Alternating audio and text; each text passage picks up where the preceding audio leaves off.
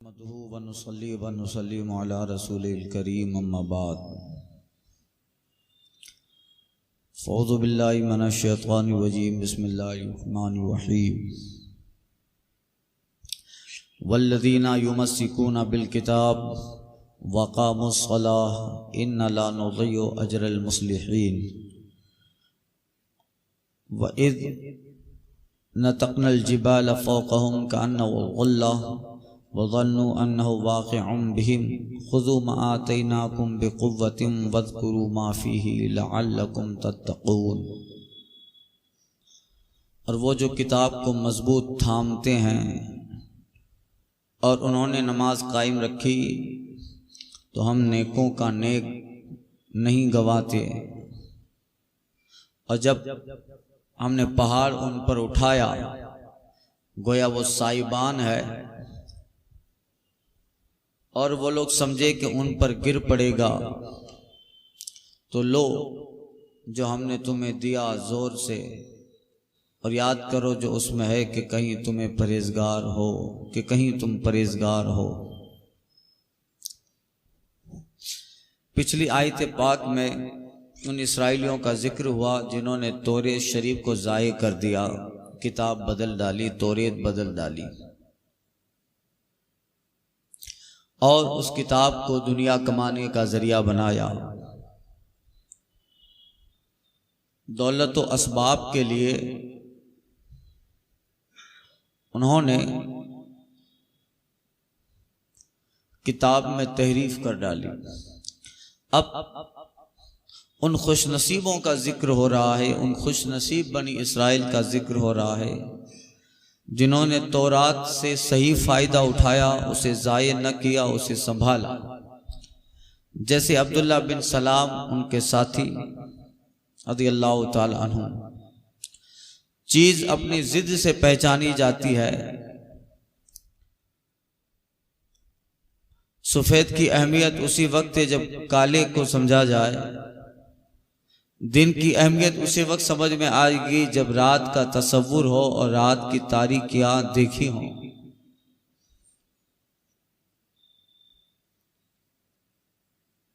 तो अब मुजरिमों के बाद परहेजगारों का जिक्र हो रहा है। पहले वो थे जिन्होंने तौरात बदल डाली, जो कहा गया या खुजू, वो तौरेत के बदले दुनिया का जलील सामान ले लेते, यानी नजराना, तौरेत बदल देते। अब जिक्र है उन मुत्तकियों का जिन्होंने बनी इसराइल में रहे, यहूद थे, मगर उन्होंने उस किताब को संभाला और फिर जब सरकार का ज़माना पाया तो ईमान ले आए। जैसे अब्दुल्ला बिन सलाम और फारूक आदम का जब ज़माना आया तो हज़रत काब अहबार रज़ियल्लाहु ताला अन्हु और उनके साथी ईमान ले आए। इसलिए इसके शान नुज़ूल के ताल्लुक से उलमा मुफस्सिरीन बयान फरमाते हैं कि वो लोग, ये आयत उन उलमा के मुतालिक नाजिल हुई जिन्होंने न तो रिश्वत ली थी,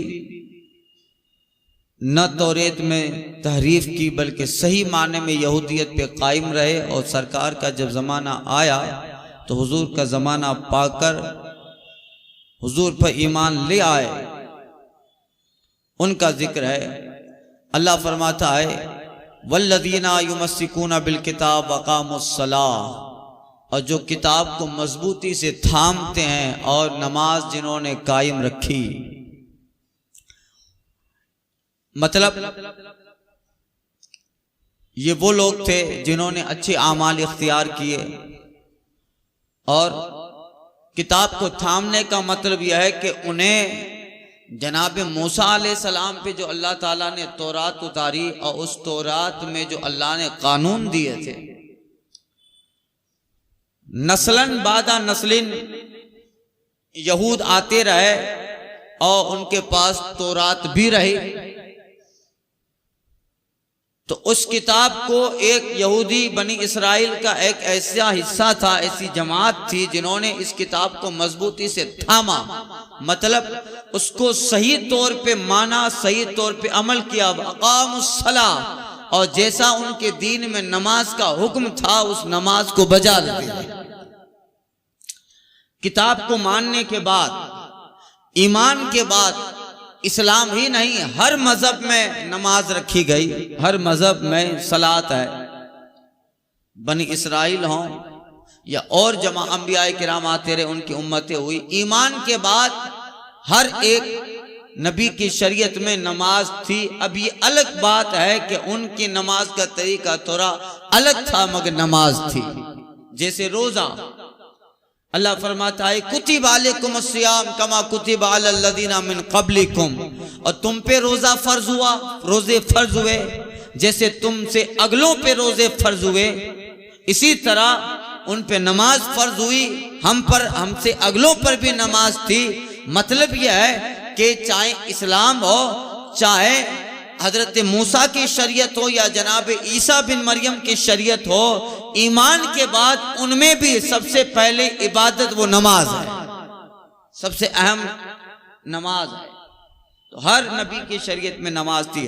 हाँ, तरीका अलग था, रकातें अलग थी, थोड़ा बहुत फर्क रहता था, मगर नमाज थी, सजदा था। इसलिए कि सजदा तो हजरत आदम से चला आ रहा है। तो जिस नबी की शरीयत में नमाज थी, सजदा भी था। हाँ, बाज जो थे कुछ थक गया है, थकी रहे, वीरो वीरो आराम से। तो अब सजदा था। हाँ, नमाज का थोड़ा तरीका जैसे मूसा अलैहिस्सलाम के दीन में था, कुछ एक रकात, बाज रिवायत में है एक ही रकात पढ़ते थे। और फिर हुजूर सल्लल्लाहु अलैहि वसल्लम जब मेराज शरीफ पे तशरीफ ले गए तो हम लोगों के लिए जो नमाज का तोहफा लेके आए। इसलिए उलमा हदीस का मफहूम बयान करते हैं, इस्लाम लाने के बाद जो सबसे अहम चीज है वो नमाज है। ईमान के बाद आमाल सालिहात में, आमाल हसनात में ईमान ले आने के बाद जो सबसे पहली चीज है अहमुल इबादत, अहमुल इबादात, अहमुल फराइज, जो सबसे आला फर्ज और आला इबादत है वो वक्त पर अल्लाह की बारगाह में सजदा यानी नमाज है। ईमान के बाद सबसे बेहतर चीज नमाज है, सबसे अहम नमाज है। इसकी अहमियत है, रब को सजदा ये बड़ा अहम है। तो इस आयत करीमा में उनके ताल्लुक से बताया गया, उन्होंने तौरेत पे मुकम्मल अमल किया और जैसा उनके दीन में था अकामुस्सला, और नमाज कायम करते रहे। अब उनकी नमाजें उनके एतबार से रही हो, मगर ये सरकार सल्लल्लाहु अलैहि वसल्लम का करम है, हमें जो नमाज का तोहफा मिला वो इतना अहम, इतना बेहतर और तरीका इतना सादा, और इस कदर नमाज के अरकान, कयाम, तकबीर तहरीमा, कयाम, रुकू, रुकू से उठना, सजदा करना, सलाह, ये जो नमाज का तरीका है ये इतना बेहतर, दुनियावी और फलसफा के एतबार से जिस्मानी फायदे भी हैं, और ये इतना बेहतर तरीका है कि जब बंदा इस नमाज की अदा में रहता है, अल्लाह ताला को अपने बंदे की वो अदा बड़ी पसंद आती है। अदा बड़ी पसंद आती है अल्लाह ताला को। जब बंदा खड़ा होकर रुकू कर रहा है, अल्लाह की हम्द बयान कर रहा है, रुकू के अंदर खड़ा है, फिर रुकू के अंदर गया और रब तबारक व तआला की उलूहियत बयान कर रहा है, और सजदे में जाके रब की तस्बीह बयान कर रहा है, ये जो बंदे की नमाज की अदा है रब को बहुत पसंद है, अल्लाह को बहुत पसंद है। तो ये अहम इबादत है, और इसकी अहमियत इसी से समझा लो, जो अहम चीज होती है ना और इम्पोर्टेंट चीज होती है वो चलते चलते या आम जगहों पे नहीं दी जाती, उसके देने, उसके लेने के लिए एक एहतमाम होता है और एक बहुत बड़ा उसके लिए प्रोग्राम बनाया जाता है।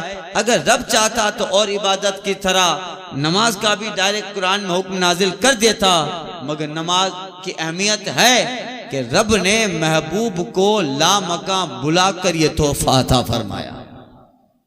तो कितनी अहमियत के साथ वाकई मेराज से पहले नमाज थी, सरकार सल्लल्लाहु अलैहि वसल्लम नमाज पढ़ते थे, मगर ये जो 5 वक्ता नमाज हम पढ़ते इस तरह नहीं थी। ये वाकई मेराज के बाद है कि उस वक्त नमाज फर्ज हुई। अल्लाह ताला ने बुलाकर महबूब को तोहफा दिया। ये महबूब का तोहफा है और महबूब के वसीले से महबूब की उम्मत को भी तोहफा है। इसलिए कि कोई ये न कहे या रसूल अल्लाह आपने तो रब से कलाम कर लिया और उम्मत महरूम रह गए। इसलिए उलमा कहते हैं कि हुजूर की मेराज ये है कि वो रब की बारगाह में गए, और बंदे की मेराज ये है कि नमाज में वो रब की बारगाह में जाता। सरकार की मेराज ये है कि लामका जाकर हुजूर ने रब से कलाम किया, और हुजूर की उम्मत की मेराज ये है कि 5 वक्त मस्जिद में आके वो रब से कलाम करना। कलामी तो है, इसलिए हर नमाज में सूरे फातिहा है। ला सलाता इल्ला बिफातिहतिल किताब, हदीस पाक में आया है कि सूरे फातिहा के बगैर नमाज है ही नहीं। सूरे फातिहा के बगैर नमाज नहीं है। अब बंदा जब रब से कलाम करता है ना, अल्हम्दुलिल्लाह रब्बिल आलमीन, तमाम तारीफें अल्लाह के लिए जो आलमीन रब है सारे जहानों का, अर्रहमानी रहीम जो मेहरबान रहम करने वाला, मालिक यौमिद्दीन यौम जजा का मालिक। और फिर रब खुद कह रहा है मेरे बंदो मुझसे ये दुआ करो, इय्याका नअबुदु व इय्याका नस्तईन, मौला हम तेरी ही इबादत करें और तुझी से मदद तलब करें। इय्याका नअबुदु व इय्याका नस्तईन इहदिनस सिरातल मुस्तकीम, ऐ मौला हमें सीधे रास्ते पर चला, सीधा रास्ता चला। सिरातल लदीना अनअमता अलैहिम, रास्ता उन लोगों का जिन पे तूने इनाम रखा है, और सिरातल लदीना अनअमता अलैहिम गैरिल मग़ज़ूबि अलैहिम वलद्दाल्लीन, उनका रास्ता नहीं मौला जो तेरे गजब की लपेट में आए या जिन पे तेरा गजब नाजिल हुआ। वलद्दाल्लीन, न गुमराहों का रास्ता, वो रास्ता चला जिस पे बंदों पर तूने इनाम रखा। मिनन नबीयीन व सिद्दीकीन व शुहदा व सालिहीन, वो रास्ता मौला तेरे अंबिया का, सिद्दीकीन का, शुहदा का, शहीदों का, सालिहीन का है। बंदा गोया सूरे फातिहा पढ़ रहा है, रब से कलाम कर रहा है, रब से बात कर रहा है। इसलिए इमाम मोहम्मद गजाली रहमतुल्लाह ताला अलैह ने लिखा है कि बंदा कभी तुझे दिल में आए कि चलो रब से बात करूं, अल्लाह से कलाम करूं, तो इमाम मोहम्मद गजाली लिखते हैं कुरान पढ़, ये रब ताला से बात करना ही है, अल्लाह से बात करना है। मौलाए कायनात कहते हैं, हजरत अली रज़ी अल्लाह ताला अन्हु फरमाते हैं कि हालत नमाज में अगर बंदे को पता चल जाए कि वो किस जात के सामने खड़ा है, तो हजरत अली कहते हैं वो सलाम फेरना गवारा नहीं करेगा, वो सलाम फिरेगा ही नहीं कि वो हालत नमाज में उस रब से कलाम कर रहा है जिसकी जात यकता है, जो वाहिद है, रहमान रहीम है। उसी के ऊपर से अगर हिजाब उठ जाएं, पर्दे हटा दिए जाएं, और उसे पता हो कि वो हालत नमाज में किस जात के सामने खड़ा है, तो बंदा चाहेगा इसी हालत में रहे, नमाज से बाहर हो ही नहीं। ये है अल्लाह ताला की इबादत। इसलिए नमाज को अहमुल इबादत कहा गया, अहमुल फराइज है, सारे फर्जों में अहम फर्ज है। ये तो सरकार का करम है, 50 मिला था तोहफा, और हुजूर का करम है कि 5 रह गए। बताइए अगर 50 होती,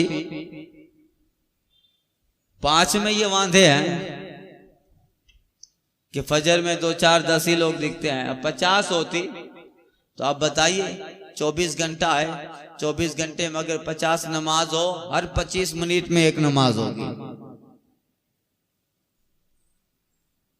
होगी कि नहीं होगी?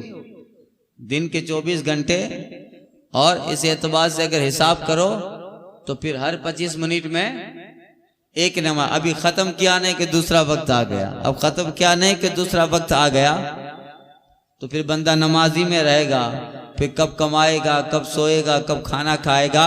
ये तो हुजूर का करम है कि कम होती रही कि अब 5 हो गई।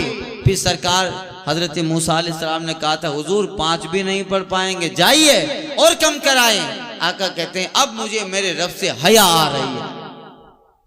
मगर करम कितना किया कि तुम पढ़ोगे 5, मगर अल्लाह तुम्हारी एक नमाज का सवाब 10 के बराबर देगा।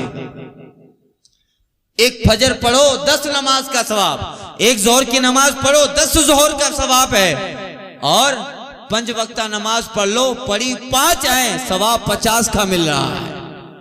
सवाब कितना मिल रहा है।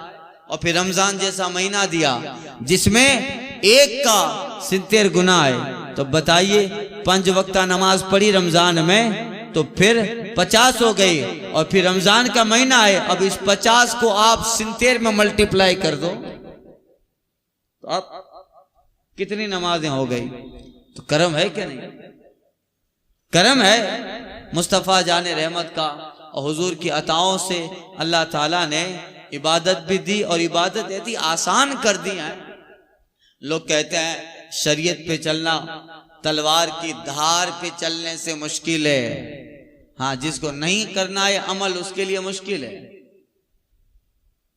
शरीयत तो आसान है। अल्लाह कहता है अद्दीन युस्र, दीन आसान बनाया है। इतना मुश्किल होता कि तलवार पे धार पे चलने से ज्यादा अगर मुश्किल होता तो फिर लोग अमल ही न करते। रब तो कुरान में कहता है अद्दीन युस्र, महबूब की उम्मत के लिए इतना आसान दीन बनाया है।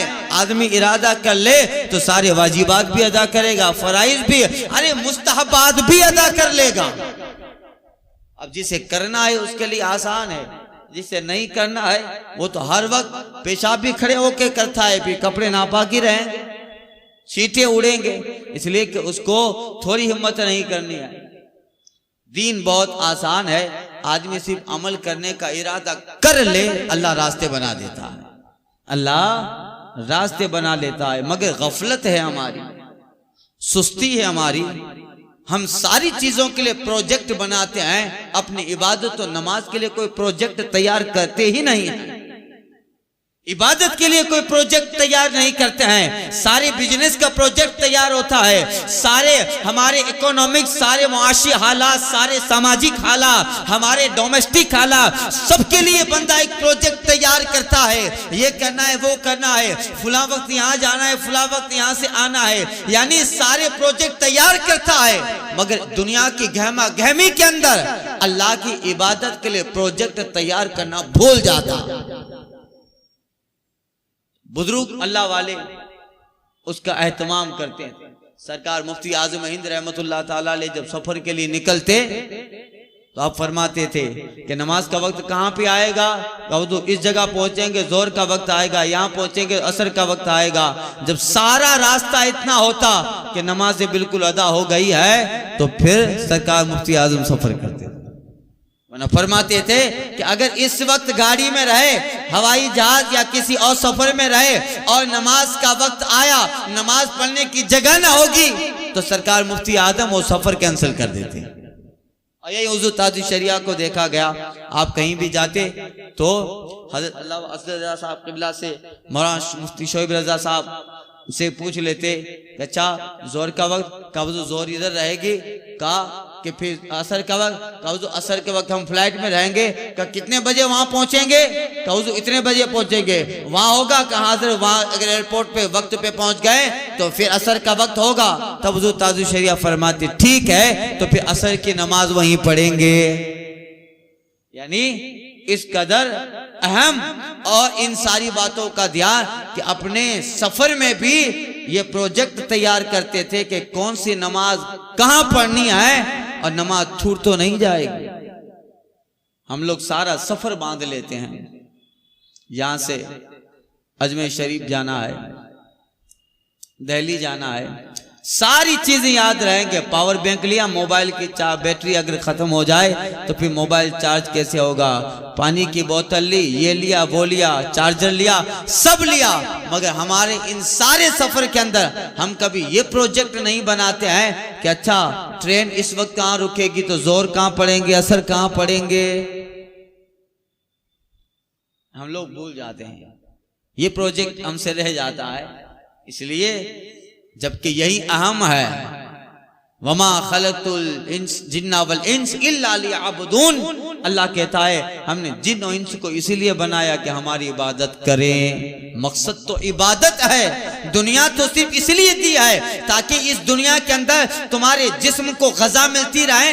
अल्लाह ने गल्ला, अल्लाह ने जमीन से जो है फल फ्रूट और सब्जियां गल्ला उगाए, आसमान से बारिश नाजिल फरमाई, और इन सारी चीजों को अल्लाह ताला ने जिस्म की बका का जरिया बनाया। ये सब आर्जी चीजें हैं, इनसे तुम्हारा जिस्म बचा रहे तो फिर इबादत कर सको। तो ये सारी चीजें इबादत के लिए है, मगर हमने उल्टा कर दिया। जिसके लिए ये सारी चीजें थी उस इबादत को बुला दिया, आर्जी चीज ही को मकसद हयात समझ लिया। आर्जी चीजों को ही मकसद हयात समझ लिया। जबकि इमाम मोहम्मद गजाली ने लिखा है अल्लाह ने तुम्हारे लिए जो खुराक बनाई है और इसलिए बनाई है तुम्हारा जिस्म सलामत रहे, तो इबादत के लिए वो जिस्म फारिग रहे, इसीलिए है। तो फिर मकसद जो था उसको तो पीछे रख दिए, आर्जी जो चीज है टेम्परेरी उसी को मकसद बना लिया। इसलिए एक बुजुर्ग थे, कहीं वाकया पड़ा था, तो जल्दी जल्दी खाना खा लेते थे, चबाते नहीं थे, ऐसे ही खा लिया। किसने पूछा हुजूर इतना जल्दी खाना खा रहा है? कहा चबा के रहूंगा, काफी देर लगेगी, ये खाना पेट में जाएगा। तो अब मेरा मादा अल्हम्दुलिल्लाह अच्छा है, पचा लेता है, अब चबा चबा के खाऊंगा, आधा पौना घंटा लगेगा, जल्दी खा लेता हूं ताकि ये जो उस खाने का 15-20 मिनट का जो वक्त मिल गया उसमें मैं कुरान की कितनी आयतें और कितने रकात पढ़ सकता हूं। कहा हुजूर ऐसा क्यों? कहा ऐसा इसलिए कि खाना मकसद खाना नहीं है, मकसद खाने का इबादत है। तो इसमें वक्त लगाने की बजाय असल मकसद में वक्त लगाना है। इससे गजा खा लिया, जिस्म को ताकत मिल गई, अब जिसके लिए गजा खाई थी उसको पहले अदा करना है, यानी इबादत, रब को सजदा। तो यही मकसद है जिंदगी का, हयात का और पूरी लाइफ का मकसद इबादत इलाही है, रब को सजदा है,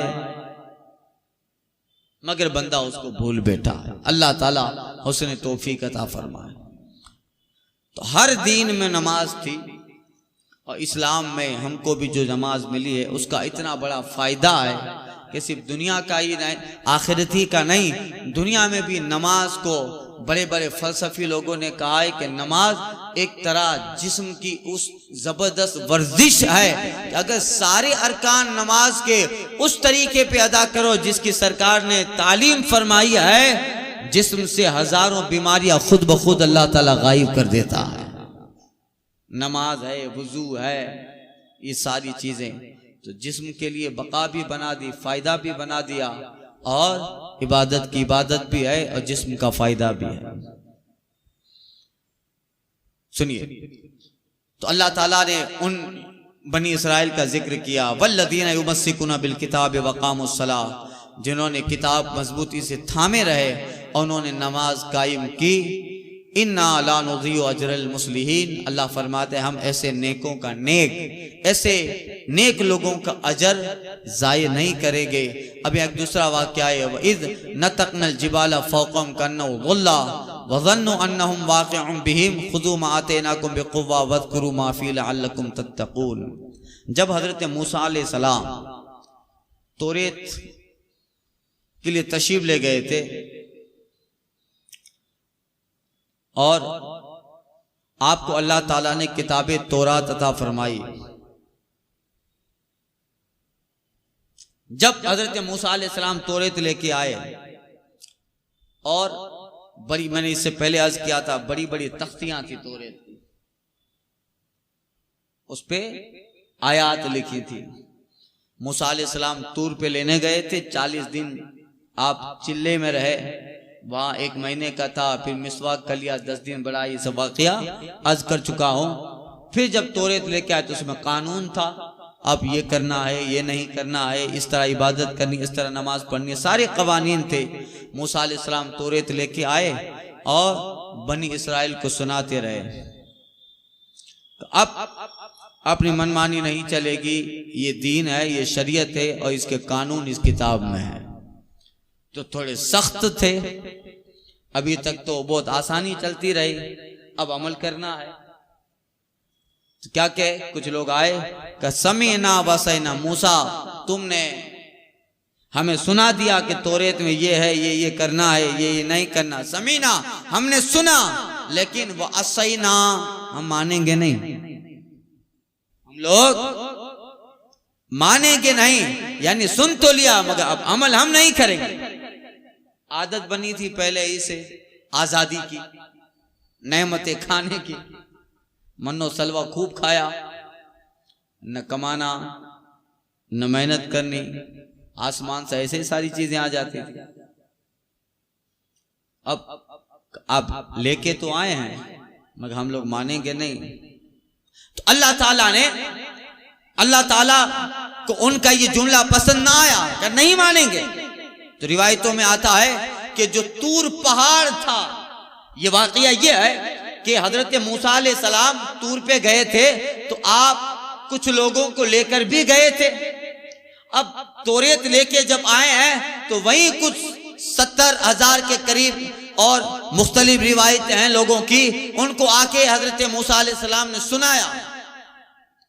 या एक रिवायत है कि आप आबादी में आके आए और सबको जमा करके सुनाए, खैर कुछ भी रहा हो। जब सुनाया उन्होंने कहा समीना वसैना, सुन लिया, मानेंगे नहीं। अल्लाह ताला को उनका ये जुमला पसंद ना आया। तूर पहाड़ उठा, पहाड़ तूर का जबले तूर वो उठा और अल्लाह ताला ने उनके सर पे खड़ा कर दिया पहाड़ को। अल्लाह फरमाते हैं मानते हो या ये पहाड़ गिरा दिया, मानते हो? अल्लाह फरमाता है इन तंतकनल जिबाला फौक़हुम, और जब हमने पहाड़ उन पे उठाया, उठा दिया पहाड़, फौक़हुम अन्नहुम ज़ुल्ला, ऐसा लगता था जैसे पहाड़ साया बन गया, साइबान बन गया।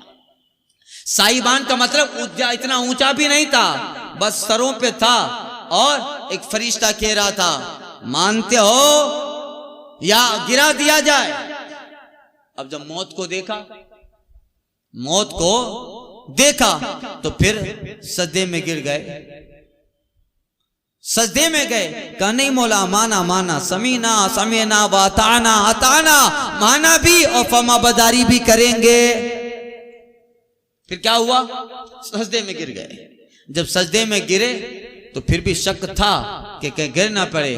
तो रिवायतों में आता है कि अब इस तरह जब हालत हुई, पहाड़ उन पे मुसल्लत हुआ, तो इजहार इताअत के लिए कि अब ना कहेंगे तो गिर जाएगा, अब कोई चारा ही नहीं है, सजदे में गिरे।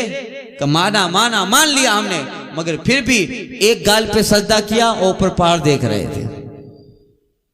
एक गाल पे सजदा कर रहे हैं और ऊपर से एक आंख से पहाड़ को देख रहे कि गिर तो नहीं रहा है।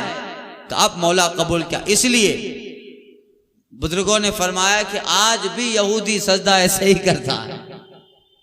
हम लोग पेशानी पे करते हैं, मगर उनके बाप दादाओं ने उस वक्त जो किया उसी को राइज किया।